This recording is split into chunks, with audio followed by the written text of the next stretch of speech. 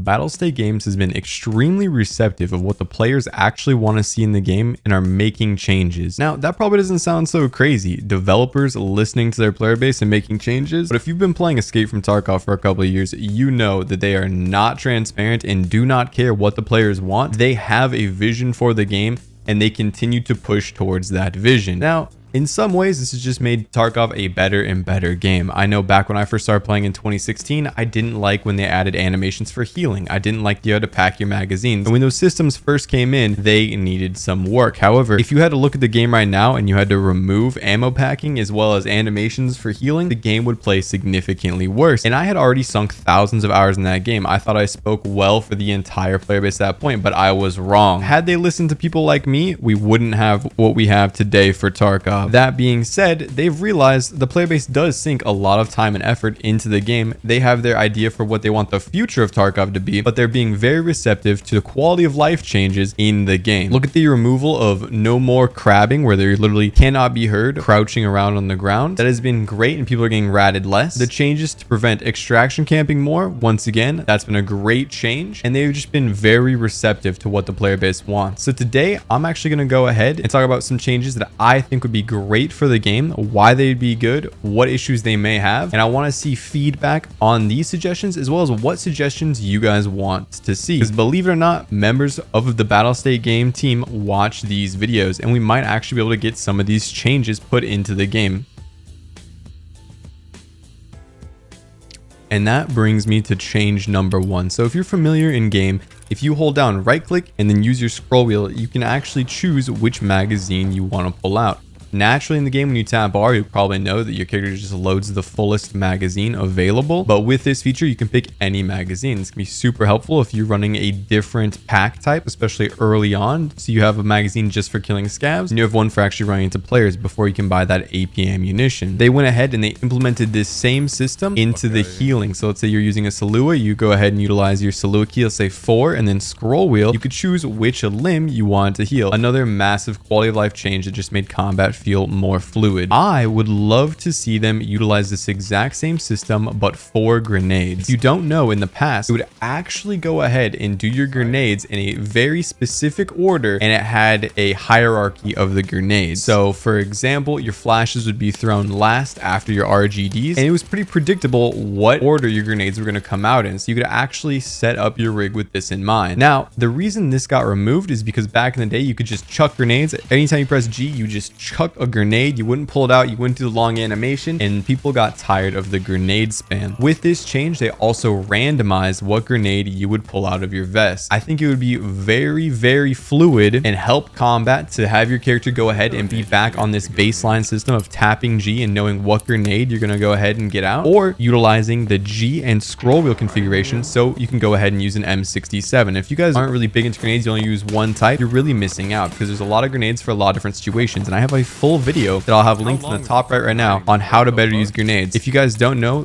some of them will roll to the left, roll to the right, and get you kills behind cover. And having the right grenade for the right situation will get you a tremendous amount of kills. But back to this suggestion, imagine being able to go ahead and have an M67 in your vest. Press G, scroll it, you're able to throw a long fuse M67 to either air burst it by throwing it straight in the air, or to bait someone out and get them to move like M67s tend to do. You wouldn't be able to do that. Or on the same time, imagine you have someone that's abusing a right hand angle. You can go ahead and pull an F1 because, as we know, it tools around and turns to the right and blows them up behind cover. If you extrapolated this, you could also get a lot of utility out of things like flashbangs and smoke grenades. And while we're on the subject of flashbangs and smoke grenades, if they were to implement the system or not, it would be really nice to see buffs to both of these. Flashbangs are effectively useless. You can turn away from them. They take a long time to go off. I mean, how often can you guys think of when you actually got flashbanged and killed? I wouldn't propose to make them too strong because I could see it being very frustrating if you're just being flashed and killed non-stop in this game, but they could buff them a little bit. Earlier, we talked about when they nerfed grenade spamming, they also reduced this effect where if a grenade went off near you, it would practically deafen you. You just have like hearing in your ears, and this was really good because you could push up on someone and they couldn't just right hand peek you,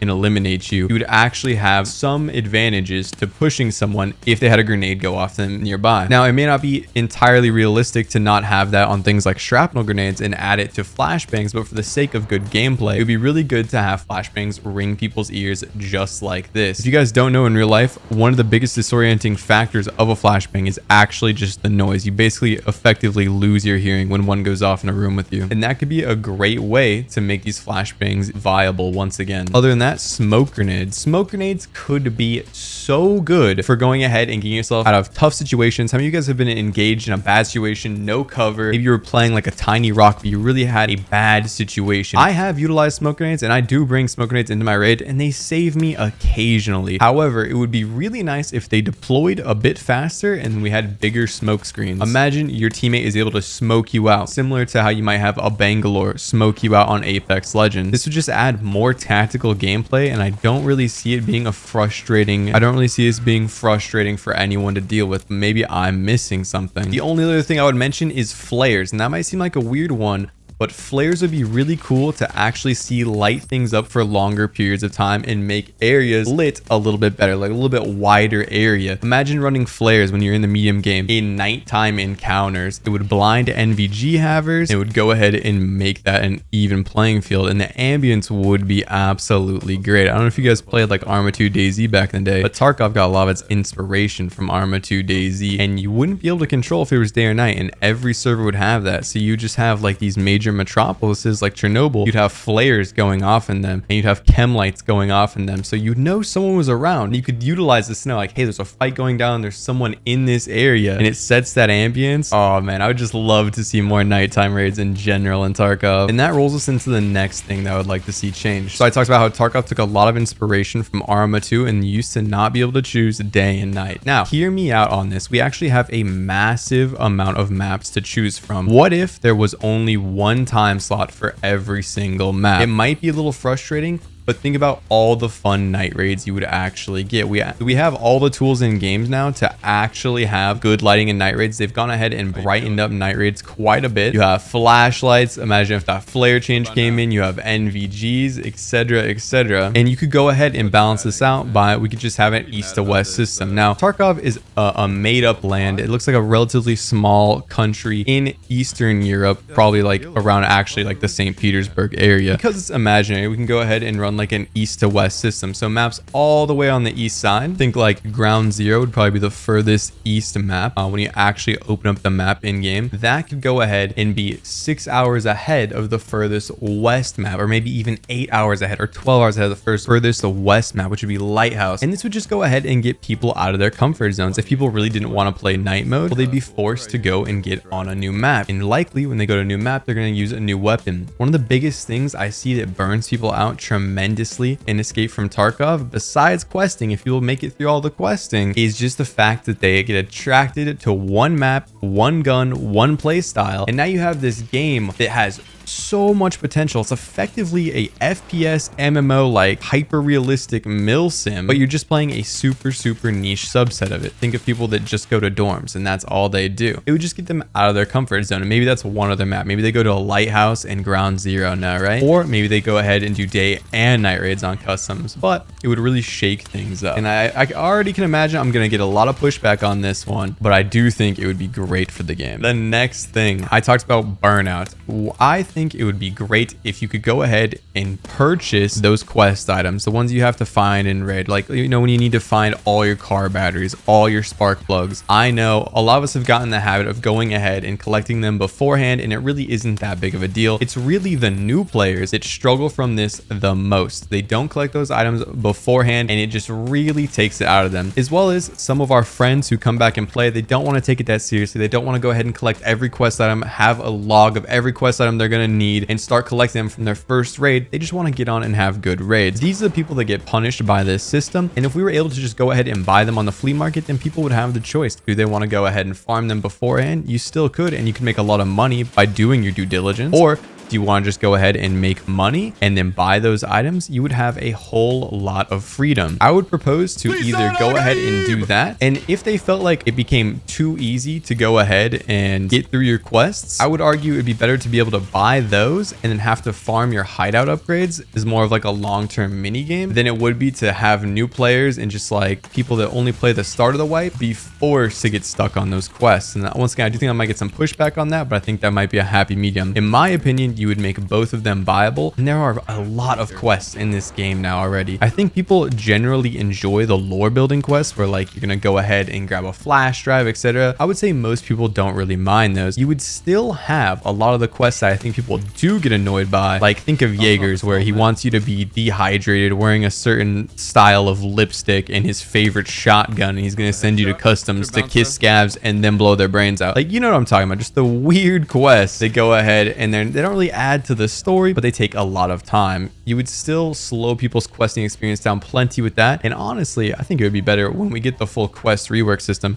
to just have more of those lore-based quests and less of these like silly quests. Think of setup for an example. I think setup is a great chopping block quest. They could go ahead and maybe make it a little bit less obnoxious, or go ahead and chop it from my perspective for the sake of the player base. Earlier we talked about having just one time set across the entire map, and you could go ahead and change it up a little bit east to west, get a little bit of that realistic feel. Something that would be really great to see is scavs not being able to choose what map they're on. Now this might feel bad if you're using scavs as an income method, but it's going to force you to learn new maps, and the whole point of a scav is it's kind of like RNG. It's a little bit lottery. You're dealt a bad hand, and you're just getting in there and doing your best. I don't really have a whole lot to say about this. It would really balance out the maps tremendously, because scavs figure out what maps are good to scav on relatively quickly, right? So think like Factory, Lighthouse, Reserve, and Streets of Tarkov. Those maps are always overrun by scavs, and it's honestly a bit annoying as a PMC. How many of you guys have been in a situation where you're literally getting run down by 12 scavs? I know I have. I've had some hilarious moments where I literally killed like 20 different player scavs on stream, ran out of ammunition, grabbed their set and walked out dressed as a scav, and then had them go in and naded the remaining pack. They just continued to tell people that I was in this building on Streets of Tarkov. It was hilarious. But when you've had 5 of those raids in a row where you get hunted down by 10 player scavs, it starts to get a little much. If scavs couldn't pick their map, it would go ahead and raise the difficulty on things like customs, things like woods, things like shoreline. You're actually gonna have to worry about those player scavs being around on those maps, and it would go ahead and minimize just the vast waves of player scavs that hit you on maps like Lighthouse and maps like Streets. Now, I really don't care if they make this change or not. I enjoy the challenge on the other maps, but it would be better, in my opinion, to homogenize all the maps and always have player scavs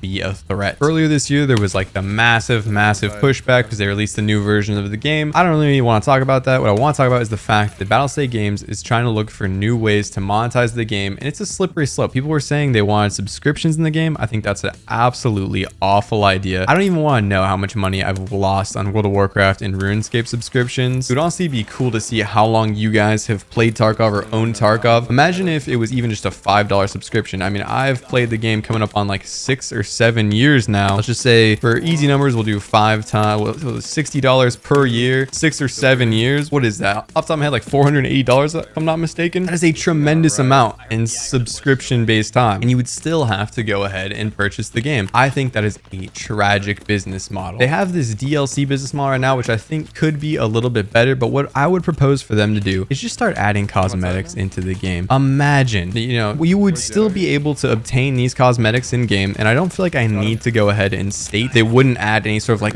neon fucking Fortnite skins into the game. But just imagine like a real tree camo hoodie. You would still be able to go ahead and get that in game, or maybe you could buy it in game for rubles, and other players could sell it that they actually bought for real life money, like just how old school RuneScape and just how World of Warcraft have solved their gold selling and gold buying issue. I know ruble selling is a big issue in Tarkov still, and it facilitates cheating. They could just go ahead and solve that themselves by letting players sell cosmetic items. You could also just put these locked behind achievements, etc. It's no big deal. But imagine, while we're on the topic of cosmetics, they could add things like netting. Imagine being able to put like netting over your weapon, or imagine being able to get like a certain color rattle can that you could actually spray like tiger lines onto your vest or onto your weapons. People would go crazy for that customization. You have a preset MDR that you've sprayed like tiger stripes on or whatever. Things like maybe like the Modern Warfare 2 camouflages would be as crazy. It gets like maybe some dark blues and stuff, right? I don't want to see them add like some crazy diamond crusted weapons and completely ruin the feel of the game, but a little bit of customization could go a long ways, and I bet people would eat that up and they would get a lot of funding. This one's not necessarily a cosmetic, more so an item I think would be really cool in the game, and that is a ghillie suit. Now they could do different ones for different seasons, and I think the only way you could balance out a ghillie suit is if it either went over your armor slot or it went over your rig slot, and you wouldn't be able to use an armored rig. You just have to use a normal rig if you use this. So hear me out. You'd either get camouflage in big capacity magazine, so you'd be a glass cannon. You take a round to the chest, 2 rounds to chest, you're gonna die, but you'd be a glass cannon and very hard to see, right? Or